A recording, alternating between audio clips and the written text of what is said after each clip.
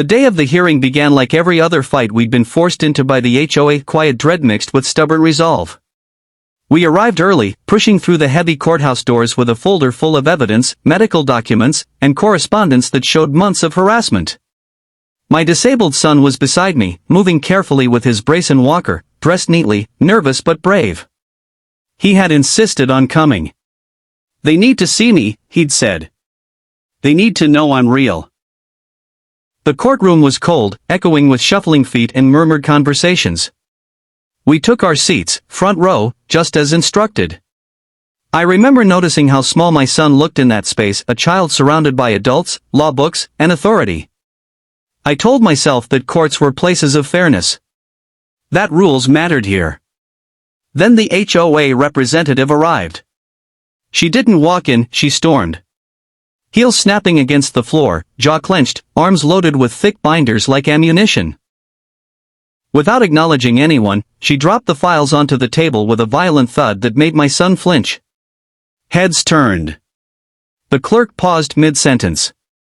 From the very first moment, she dominated the room with hostility. When the judge called the case, she interrupted almost immediately, raising her voice, dismissing procedure, accusing us of abusing disability excuses to avoid fines. I stood to object calmly, but she cut me off, pointing a finger across the room. "These people are liars," she shouted. "This is all staged." Before anyone could react, she grabbed a stack of documents and hurled them onto our table. Loose papers exploded into the air, fluttering down like snow. One heavy binder slid off the edge, struck my son's walker, and tipped it sideways. He lost his balance instantly. The sound of his body hitting the floor was sickening. For a moment, the room went silent, the kind of silence that presses on your ears. Then gasps. Someone cried out. I jumped up, heart pounding, "Show." The judge slammed the gavel and immediately recessed the hearing. His face, once neutral, was now tight with disbelief. Court officers moved quickly, forming a quiet barrier between us and the HOA representative, who was still muttering insults under her breath. My son was helped into a chair as medical staff were called in. His hands trembled as they checked his leg in brace, asking gentle questions while I answered for him, my voice shaking despite my effort to stay composed.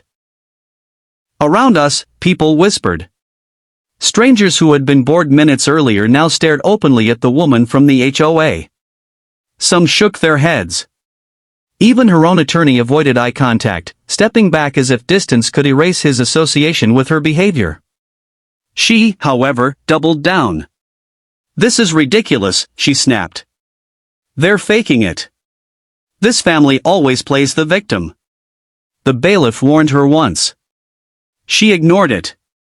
When order was finally restored, something unexpected happened. The judge did not return to the bench. Minutes passed. The courtroom grew restless. The clerk whispered with a court officer, who nodded and exited through a side door. Then the doors opened again. A different man entered, older, composed, wearing the same robe but carrying an unmistakable authority. Two court administrators followed him. Everyone stood instinctively. The air felt heavier, charged with something final. The man took the judge's seat without explanation at first. He reviewed a file already waiting for him, flipping through pages with slow precision. Only then did he look up. "This hearing is no longer proceeding as scheduled," he said calmly.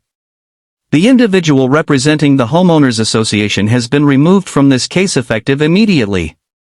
The woman shot to her feet, shouting about bias, corruption, and disrespect.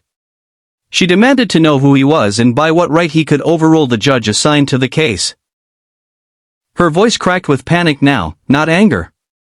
That's when the courtroom felt different after that. The noise, the tension, the arrogance, all of it drained away, leaving a heavy, solemn quiet. The presiding judge reviewed the evidence slowly, deliberately, as if every second mattered. He didn't rush. He didn't raise his voice. He let the weight of the moment speak for itself. The HOA representative was instructed to remain silent. When she tried to object, the bailiff stepped closer, hand resting near his radio. She sank back into her chair, pale and furious, finally realizing that the performance was over. The judge began by addressing the case itself. He summarized the months of harassment we had endured, escalating fines, contradictory violation notices, threats of liens, and intimidation tactics designed to break compliance through fear.